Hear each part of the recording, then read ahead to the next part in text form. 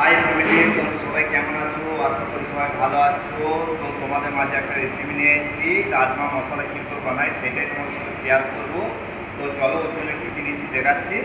তো ওর জন্য নিয়েছি পেঁয়াজ নিয়েছি, দেখতে পাচ্ছ কাটা হওয়া। এখানে নিয়েছি টমেটো, আর এখানে আছে টমেটোর পেস্ট মানে পিষে নিয়েছি।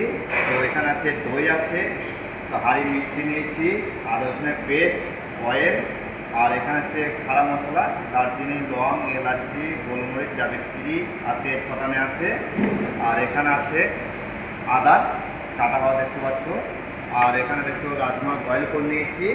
তো চলো কড়াই চালু করছি। তো ফার্স্টে অয়েল ঢেলে দেবো। তো খাড়া মশলা ঢেলে দেবো। তো হাঁড়ি মির্চি অ্যাড করবো এর মধ্যে, পেঁয়াজ দিয়ে অ্যাড করে দেবো এর মধ্যে। এর মধ্যে টমেটো নেক্সট ঢেলে দেবো।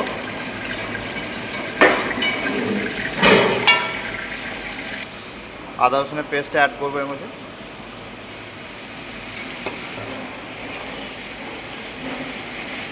তো এরপর মশলা ঢেলে দেবো, নমক, হলদে পাউডার, মির্চি পাউডার,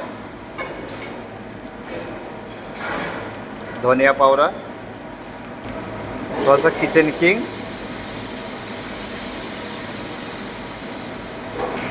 এর মধ্যে যে টমেটোর পিসে রেখেছি ওইটা ঢালবো। নেক্সট অ্যাড করবো দই। এখানে একটু অ্যাড করবো জল।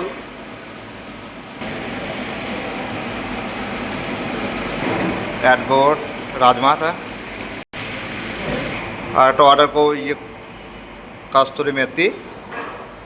নেক্সট টাইম ঢেলে দেবো কাস্তুরি মেথি। যে আদাটা কাটা ছিল ওই আদাটা অ্যাড করে দেবো এর মধ্যে। তো দেখতে পাচ্ছ রেডি হয়ে গেছে, চলো পিক আপ করে দেবো একে।